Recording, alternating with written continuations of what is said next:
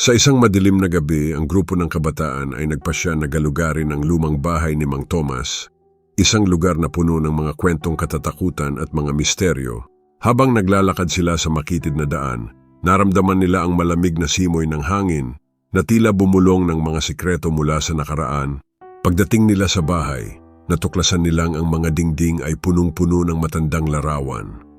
Ang mga mata ng nakaraan ay tila nagmamasid sa kanilang bawat kilos. Sa itaas ng bahay, narinig nila ang mahina ngunit nagmamakaawang boses ng isang babae.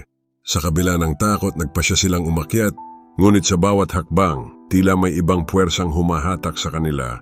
Nang buksan nila ang pinto, isang malakas na sigaw ang sumalubong sa kanila, puno ng lungkot at galit. Umuwi sila na nanginginig, dala ang takot at mga tanong.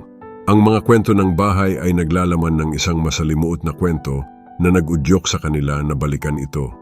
Hindi lamang upang muling marinig ang boses, kundi upang hanapin ang tunay na dahilan ng pagkakaroon ng bahay na iyon sa kanilang bayan